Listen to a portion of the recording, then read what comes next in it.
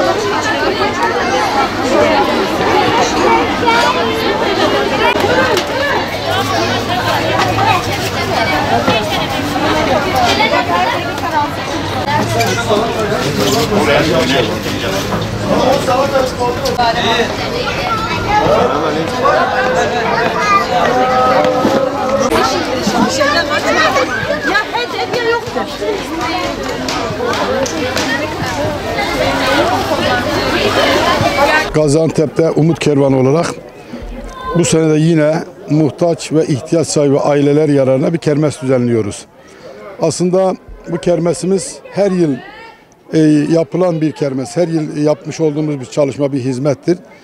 Daha önceden tespit etmiş olduğumuz muhtaç ailelere yardımcı olma adına, destek olma adına, onlara yardım ulaştırma adına, onların adına kermes düzenliyoruz. Kermesten sonraki ihtiyaçlarına göre onlara işte ihtiyaçlarını gidermeye çalışıyoruz, yardımcı olmaya çalışıyoruz. İşte gördüğünüz gibi kermesimiz her yıl tekrar ettiğimiz için yine bu sene de maşallah güzel geçiyor. Halkın bir teveccühü var. Gaziantep'te Umut Kervanı bilinen bir dernek, bilinen bir kurum olduğu için şu anda milletin kermesimize teveccühü çok güzeldir. İşte arkamda da gördüğünüz gibi şu anda dezgahlarımız kurulmuş. Milletimiz alışveriş yapıyor. İhtiyaç sahiplerine ulaştırılmak üzere. Onlar da alışverişlerini burada yapıyorlar ki bizim de bir katkımız olsun. Bu kermese, ihtiyaç sahiplerine bir katkımız olsun diye her yıl sağ olsunlar.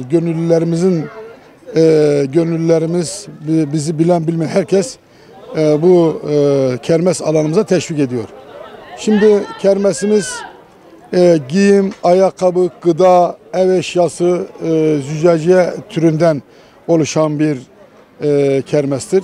Allah'a hamdolsun güzel bir şekilde gidiyor. Şu ana kadar bir sıkıntımız olmadı. İnşallah bundan sonra da olmaz. Biz de buradan hayır sahiplerine de bir çağrıda bulunalım. Halkımıza da bir çağrıda bulunalım. Dolayısıyla şu anda kermesimiz 100. Yıl Park'ın içerisinde Ulu Cami'nin hemen dibindeyiz. Halkımızın buraya teveccühü, buraya teşvikini bekliyoruz inşallah. Onların buradan yapacağı alışverişler şunu bilsinler ki her yapılan bir alışveriş bir ihtiyaç sahibine bir faydası olacak, bir yarar dokunacak, bir hayır sahiplerinin hayırları onlara ulaşacak. Dolayısıyla biz de diyoruz ki Umut Kervanı olarak Gaziantep'te her sene bu etkinliğimizi, bu programımızı, bu çalışmamızı yapmaya çalışıyoruz. İnşallah bundan sonra da yine yapacağız.